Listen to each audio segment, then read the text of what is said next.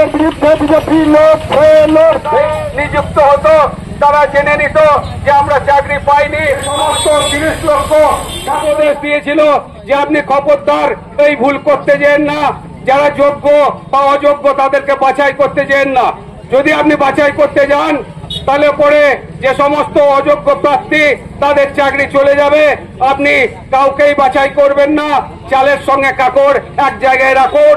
যারা রান্না করে ভাত খাবে তারা কাকড় ভাত এবং চালের ভাত দুটোই খেয়ে ফেলবে, এই রকম আমাদের মুখ্যমন্ত্রী মনে করেছে। তার আগে হয়তো আমাদের নির্লজ্জ মুখ্যমন্ত্রী সমস্ত শিক্ষা ব্যবস্থাকে জেলের ঘানি টানছে। আমাদের যে যোগ্য মেধা সেই আমাদের বক্তব্য রাখার জন্য এখন হাত করে অনুরোধ রাখবো যে যদি মায়েরা বোনেরা আছেন, দাদা ভাইয়েরা আছেন, আজ যেমন 1 ঘন্টা দাঁড়িয়ে থাকতে আপনাদের অসুবিধা লাগছে, আজকে টিভি খুলুন। 26,000 চাকরি যারা কিনেছিল বা চাকরি পেয়েছিল, এই 26,000 পরিবারের আজ অবস্থা কি? শুধু 26,000 পরিবার নয়, ওই 26,000 পরিবারের যারা শিক্ষক, তাদের শ্বশুর বাড়ির কথা চিন্তা করুন, তাদের মাসির বাড়ির কথা চিন্তা করুন, তাদের শালার বাড়ির কথা চিন্তা করুন, তার পিসিমার বাড়ির কথা চিন্তা করুন। বেশিরভাগ বাড়িতে কাল থেকে খাওয়া দাওয়া বন্ধ হয়েছে। এর কারণ কি? এই পশ্চিমবাংলায় তৃণমূল কংগ্রেস সরকার। এই সরকার নয়, এটা একটা চোর ডাকাতের সরকার। চুরি ডাকাত ছাড়ারা কিচ্ছু জানে না। আর সেই চাকরি চুরি করে আজ যাদিকে বিপদে ফেলল, তার দায় আজকে তৃণমূল কংগ্রেস এবং মুখ্যমন্ত্রীকে নিতে হবে। আমি এখানে অনুরোধ রাখবো, আমাদের বীরভূম জেলাতে হাজার কতজন, মুর্শিদাবাদের সংখ্যা আরো বেশি। আজ এই পরিবারের লোকজন আজকে ক্ষতিগ্রস্ত। যাদিকে টাকা দিয়ে চাকরিতে ঢুকেছিলেন, আমি এই জেলার সভাপতি হিসাবে বলে গেলাম, তাদের বাড়িতে গিয়ে কলার চেপে ধরে নিয়ে আসুন, রাস্তায় ফেলে বেদম পেটান আর পিটিয়ে টাকা আদায় করুন। যদি কোনো অসুবিধা হয় আমাদের কাছে আসবেন, সব রকম সহযোগিতা করব। আর যারা মুখ্যমন্ত্রীর জয়গান করেন, যারা দিদির কথা বলেন, তাদেরকে বলবো সাধু সাবধান, চোরের হয়ে খবরদার দালালি করতে আসবেন না। এইরকম মুখ্যমন্ত্রী চোর ডাকাতের রানী আমরা কোন রাজ্যে দেখিনি। আজ ভারতবর্ষে অনেক রাজ্য আছে, কোন রাজ্যে এইরকম ঘটনা ঘটেছে আমরা কোথাও শুনতে পাচ্ছি না। কিন্তু এখানে বালিকে চুরি। আজ মুর্শিদাবাদে একদম তার বালি গেলে তার দাম দিতে 80,000 টাকা। এখানে কোটাসুরে এক ট্রাক্টর বালি দিতে গেলে দাম দিতে হচ্ছে 4500 টাকা।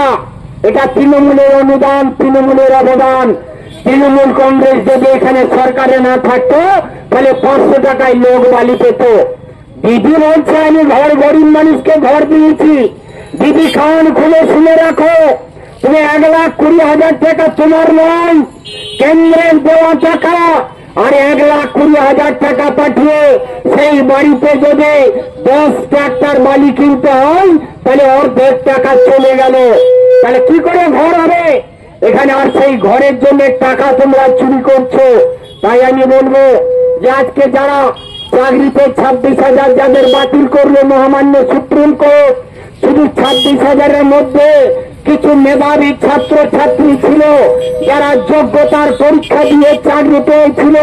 কিন্তু এই কান কাটা, এই কান কাটা লজ্জাখোর সরকারকে মহামান্য হাইকোর্ট বারবার বলেছিল যে আপনারা প্রকৃত যে কোন যোগ্য এবং অযোগ্যের তালিকা দেন। আজ যদি সরকার যোগ্য অযোগ্যের তালিকা দিত তাহলে 26,000 চাকরি আজকে যেত না। যারা অযোগ্য তালিকা যেত তাদের চাকরিটাই যেত। কিন্তু তারা কেন দিল না? ওরা ভাবলো যদি অযোগ্যদের তালিকা দিই তাহলে আমাদের আর উপায় নেই, আমরা ঘরে থাকতে পারবো না। তাই তারা তালিকা দিল না। আর দিদির বুদ্ধি বেশি বুদ্ধি ধরে, তৃণমূল কংগ্রেসের নেতারা বেশি বুদ্ধি ধরে। এরা দুকান কাটা, এদের লজ্জা শরম নাই। মন্ত্রীরা জেল খাটে। এখানে বীরভূম জেলার তৃণমূলের সভাপতি কেষ্টবাবু চরম চরম ঢাক বাজাতো, গুড় বাতাসা খাওয়াতো, আর চরম চরম ঢাকও বাজে না, গলার স্বর নেমে গিয়েছে। 2.5 বছর বিহার জেলে 4 বার করে হাঁটু গেড়ে তাকে হাজিরা দিতে হয়েছে। ঠেলার নাম বাবাজি কেষ্ট বুঝে গিয়েছে। আজ এখানে শিক্ষামন্ত্রী জেলে, আজ বেশিরভাগ মন্ত্রী জেলে। আর সেই রকম ভাবে আমরা বলবো, আমরা আজকে ভারতীয় জনতা পার্টির পক্ষ থেকে সারা বাংলায় এই ধরনের আজকে আন্দোলন হচ্ছে। আমরা দাবি রাখবো যে আমার ভাই বোনেরা রীতিমতো পরীক্ষা দিয়ে পাস করে যোগ্যতা প্রমাণ করে যারা অ্যাপয়েন্টমেন্ট নিয়ে চাকরি করছে, আজকে কোর্ট বাধ্য হয়ে উপায় না পেয়ে তাদেরকেও বাতিল করেছে। আমরা দাবি রাখছি অবিলম্বে, কোর্ট বলেছে 3 মাসের মধ্যে তাদের চাকরির ব্যবস্থা করতে হবে। কিন্তু আমি মনে করি এই দোকান কাটা সরকার, এখানকার শিক্ষামন্ত্রী, মুখ্যমন্ত্রী, এরা চাকরির ব্যবস্থা করতে পারবে না। কেন? অযোগ্যগুলো গিয়ে মুখ্যমন্ত্রীর ঘরে গিয়ে ধর্ণা দেবে, তাই তারা এরা করবে না। তাই বন্ধু আজ বলতে চাই যে ভারতীয় জনতা পার্টি ভারতবর্ষের বড় বড় রাজ্যে আজকে সরকার চালাচ্ছে, কেন্দ্রের সরকার চালাচ্ছে। কোন রাজ্যে এরকম চাকরি দুর্নীতি আছে? কোন রাজ্যের মন্ত্রী আজকে জেল খাটে? কোন রাজ্যের বড় বড় নেতারা আজকে জেলে বসে ভাত খাচ্ছে? এটা কোথাও প্রমাণ দিতে পারবেন না। কিন্তু তৃণমূল কংগ্রেস, আজকে আমি বলবো যারা আজও তৃণমূল করছেন তারাও চোর, নাহলে ডাকাত। চোর ডাকাত যদি না হয় তারা তৃণমূল করতে পারে না। টাকার লোভে টাকার পাহাড় জমাচ্ছে। টাকার পাহাড় কেষ্ট জমিয়েছিল, কিন্তু সেই টাকার পাহাড় ভোগ করতে পারেনি। তার মা মরা একটাই মাত্র মেয়ে, এমন ভাগ্যবান পিতা, তার মা মরা মেয়েটাকে নিয়ে আজকে জেলখানায় 2.5 বছর জেল খাটলো। এদের লজ্জা নাই। আর আমি বলবো যারাই তৃণমূল কংগ্রেস করেন তাদের কাছে গিয়ে যান আর বলুন আপনার দলের লোক টাকা নিয়ে চাকরি দিয়েছে, অবিলম্বে টাকা ফেরত দেওয়া করান। মানুষ, সাধারণ মানুষ, প্রত্যেকের কাছে কৈফিয়ত চাওয়ার অধিকার আছে। আর যারা প্রকৃত এলাকায় অনেক দালাল ঘুরে বেড়াচ্ছিল, দেখবেন গতকাল সুপ্রিম কোর্টের রায় যেই বেরিয়ে গেছে, আর দালাল দিকে ঠেকে ঠোকে কোথাও দেখা যাচ্ছে না। দালালরা বুঝে নিয়েছে রাস্তাঘাটে কোথায় কলার চেপে ধরে পেটানি খেতে হতে পারে, তাই তারা দেখবেন কাল থেকে আর রাস্তায় বেরোয় না। কিন্তু আমি বলবো রাস্তায় না বেরোলে পাপ কোনদিন পাপকে ছাড়বে না, একদিন বেরোতে হবে। আর যেদিন বেরোবে সেদিন এই আমার ভাই বোনেরা তাদেরকে ধরে পিটিয়ে টাকা আদায় করার ব্যবস্থা করবে। তাই আমরা বলতে চাই বন্ধু, ভারতীয় জনতা পার্টি আরে চুরি করে না, ডাকাতি করে না। রাজনীতি করার নাম মানে এই নয় যে আমি টাকা চুরি করব, ব্যবসা করব। আরে যদি রাজনীতি দলের নামে যদি টাকা রোজগার করতে হয়, ব্যবসা করোগা, ফেরি করোগা, যা করোগা, টাকা রোজগার করোগা, কেউ বলবে না। কিন্তু জনসেবার নাম করে, সেবার নাম করে আজকে চুরি করবে, টাকা করবে, এটা চলতে পারে না। আজকে আমাদের বাড়ি বীরভূম জেলা। এই বীরভূম জেলাতে আপনারা জানেন যে প্রত্যেক জেলাতে বীরভূম থেকে পাথর যায়। বুকে হাত দিয়ে বলুন এই পাথর আগে কত টাকায় কিনতে পারতেন? কেবল তৃণমূলের তোলার জন্য। এবং পশ্চিম বাংলার প্রত্যেকটি থানার পুলিশের একটাই কাজ, দেখবেন পুলিশ যদি কোথাও থাকে এখান থেকে বহরমপুর যাবেন, বিভিন্ন থানায় দেখবেন পুলিশ আছে। পুলিশের কাজ একটাই, গাড়ি দাঁড় করাচ্ছে আর বাঁ হাতে ডান হাতে টাকা নিচ্ছে। যে গাড়িওয়ালা যদি টাকা ঠিক মতো না দেয় তাদেরকে মেরে ধরে কেস দিচ্ছে। আর এটা হচ্ছে দিদির আশীর্বাদ, তাই কোনো বিচার হয় না। তাই আমরা বলবো বন্ধু, পাথর আগে আমরা মাপে পেতাম, আজকে টনে ওজন করে কিনতে হচ্ছে। আজকে আমি দায়িত্ব নিয়ে বলে গেলাম, আর 2 বছর যদি তৃণমূল কংগ্রেস চোর ডাকাতের সরকার থাকে, আমার কথাটা মিলিয়ে নেবেন, 2 বছরের মধ্যে বালির প্যাকেট ওই আলট্রাটেক বা রেমন্ড কোম্পানি ওই রকম সেলাই করে আপনাকে দোকান থেকে বালি কিনে নিয়ে যেতে হবে 300 টাকা, 350 টাকা প্যাকেটে। কারণ কে? এই তৃণমূল কংগ্রেস চোর ডাকাত আজকে প্রকৃতির জিনিসকে নিয়ে তারা লুট করে ব্যবসা করছে। আজকে চিন্তা করতে পারবেন না, এখানে আমাদের পাঁচানিতে একটা কয়লা খনি হবে। সরকারের চালাকিটা কেমন দেখুন, কয়লার নাম করে আজকে টেন্ডার করেছে পাথর তোলার। এখানে বীরভূম পাথরের জায়গা, সেই পাথর বিক্রি করে টাকা রোজগার করছে। আমরা কয়েকদিন আগে আমার বিরোধী দলনেতা শুভেন্দু অধিকারী এসেছিলেন, একটা প্রেস হয়েছিল, সেখানে দেখা গেল 26 জন মানুষ যাদের জমি জায়গা নেই তাদেরকে অন্যায়ভাবে অবৈধভাবে টাকার জন্য বিনিময়ে চাকরি দিয়েছে। আমরা বলেছি জবাব দিতে হবে। আর এখানে কি আছে না, অনেক লোকের জমি জায়গা নেই, বাইরে থেকে লোক এনে টাকার বিনিময়ে তাদেরকে চাকরিতে ঢুকিয়েছে, তার আমরা জবাব চাইবো, তার কিনারা বের করব। তাই আমরা বলতে চাই বন্ধু, ভারতীয় জনতা পার্টি স্বচ্ছতার সঙ্গে সমতার সঙ্গে মমতা দিয়ে রাজনীতি করে, চোর ডাকাতি করে না। আর এই চুরি ডাকাতি বন্ধ করতে হলে একটাই মাত্র রাস্তা, সব তীর্থ বারবার, গঙ্গাসাগর একবার। আপনারা 34 বছর কংগ্রেসকে দেখেছেন, 34 বছর লাল কমরেডকে দেখেছেন, 11 সাল থেকে চোর ডাকাতে দিদির ভাইদিকে দেখছেন। আমি বলবো বন্ধু, আজকে ভারতীয় জনতা পার্টির অন্যান্য রাজ্যের উন্নয়ন কাকে বলে, অন্যান্য রাজ্যের কি করে কাজ করতে হয়, রাস্তাঘাট দেখলে বুঝে যাবেন যে এই রাজ্য বিজেপির রাজ্য। আর এখানে পশ্চিমবাংলায় যেখানে দেখবেন এই রোডে কাজ হচ্ছে, কন্ট্রাক্টরকে জিজ্ঞেস করুন, তৃণমূলের নেতাজিকে এখানে টাকার একটা পার্সেন্টেজ দিতে হয় তবে কাজ করতে পায়। এখানে মোরামের টাকা লাগে, ঢালাইয়ের টাকা লাগে, পিচের টাকা লাগে। মোদী সরকার আজকে ঘরে ঘরে জল পৌঁছে দেবে, জল জীবন মিশন প্রকল্প তৈরি করে কেন্দ্রের টাকায় জলের পাইপ পড়ছে, আর তৃণমূলের নেতারা সেখান থেকে টাকা তুলছে, টাকা ভোগ করছে। এই অবস্থা আজকে হিন্দু মুসলমান যারাই থাকেন, আজকে যে 26,000 প্যানেল বাতিল হয়েছে, মুসলমান বন্ধুদের ভাইরা নাই, মুসলমান পরিবারের আমার বোনেরা নাই, তাদের চাকরি যায়নি। সেই মুসলমান পরিবারের মা বোনেরা আজকে কি চিন্তা করছে? তাই মুসলমান বন্ধুদেরকে বলবো, যারা মনে করেন তৃণমূল আমাদের দল, তৃণমূল আমাদেরকে দেখবে, যারা প্রধানমন্ত্রী আবাস যোজনার ঘর পেয়েছেন মুসলমান বন্ধুরা, তাদের কাছ থেকে কত টাকা তৃণমূলের দালালরা ভোগ করেছে একবার নিজেদেরকে প্রশ্ন করে দেখবেন।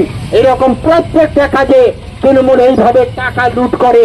আর তাই আমরা ভারতীয় জনতা পার্টি গতকাল থেকে সারা বাংলাব্যাপী আমরা এই কাজে নেমেছি, আমরা বিরোধিতায় নেমেছি, আমরা আমাদের আন্দোলন লাগাতার চলবে। আজকে আমরা প্রথম রাস্তা অবরোধের মাধ্যমে আজকে আমাদের এই কর্মসূচি পালন হচ্ছে। তাই সকলের কাছে আমরা জোর হাত করে অনুরোধ রাখবো যে বন্ধু, পশ্চিমবাংলাকে যদি বাঁচাতে হয়, পশ্চিমবাংলাকে যদি টিকিয়ে রাখতে হয়, পশ্চিমবাংলার মানুষকে যদি চলাফেরা করতে হয়, এই চোর ডাকাত তৃণমূলকে দিয়ে নয়। এই চোর ডাকাতের যুগে পুলিশকে চোর ডাকাত বানিয়ে ফেলেছে, আর টাকার জন্য পুলিশ তাদের হয়ে কাজ করে। তাই আমি বলবো বন্ধু, সরকার নিরপেক্ষ কাজ করবে, প্রশাসন নিরপেক্ষ কাজ করবে। যদি মনে করেন আমার কথাগুলো ঠিক নয়, আপনাদের এলাকাতেও বিএলআর অফিস আছে, আপনাদের এলাকাতে এডি অফিস আছে, আপনাদের এলাকায় বিডি অফিস আছে, আপনাদের এলাকায় ইলেকট্রিক অফিস আছে, প্রত্যেক ব্লকে 5টা করে অফিস আছে। আর প্রত্যেকটা অফিস ঘুঘুর বাসা, সাধারণ মানুষের কোনো কাজ হয় না। টাকা যদি দেন তবে কাজ হবে, আর টাকা নিয়ে দিলে কাজ হবে না। আজ কার জমি কার ঘরে রেকর্ড করে দিচ্ছে টাকার বিনিময়ে। এর পরিবর্তন করতে গেলে এই চোর তৃণমূলকে হটাতে হবে। তাই বিজয়ের বেলায় বলে যেতে চাই যে বন্ধু, একবার ভাবুন, একবার জাগুন। হিন্দু মুসলমান বিদ্রোহী কবি নজরুল ইসলাম স্বাধীনতার প্রাককালে মন্ত্রে ধ্বনি দিয়েছিলেন, একই বৃন্তে দুটি কুসুম, হিন্দু মুসলমান, মুসলিম তার নয়নমণি, হিন্দু তাহার প্রাণ। সেই মন্ত্রকে বুকে নিয়ে ভারতীয় জনতা পার্টি রাজনীতি করে। আর তৃণমূল দল, সিপিএম দল না বলে বিজেপি এলে মুসলমানদিকে তাড়িয়ে দেবে। আরে ভাই, গুজরাটে আমাদের আজ 5 বারের সরকার চলছে, রাজস্থানে চলছে, মধ্যপ্রদেশে চলছে, ছত্তিশগড়ে চলছে, উত্তরপ্রদেশে চলছে, হরিয়ানাতে চলছে, বিহারে চলছে, মহারাষ্ট্রে চলছে। একটা মুসলমান বন্ধু যদি বলতে পারেন বিজেপি শাসিত রাজ্য থেকে মুসলমান দিকে চলে যেতে হয়েছে, আমি তার ঘরে 10 বছর গোলামি করে যাব। এইসব ধাপ্পাবাজি কথা কেবল ভোট নেবার ফন্দে মমতা ব্যানার্জি মাথায় হিজাব করে, তিনি 2 হাত করে গন্ডে পিণ্ডে ভাত খেয়ে পেটটাকে দাঁড় করে এসেছেন, নামাজ পড়ার ভান করছে। আর মুসলমান বন্ধুরা মনে করছে এমন সাচ্চা মুসলমান আমরা দেখিনি। আরে এই নাটক করছে যাত্রার মঞ্চে যেমন নাটক করে, কেবল ভোটের স্বার্থে এই নাটক করে এই মুখ্যমন্ত্রী মমতা বন্দ্যোপাধ্যায়। তাই মুসলমান বন্ধুদেরকে বলবো, আপনাদের নিজের ধর্ম আপনারা পালন করুন।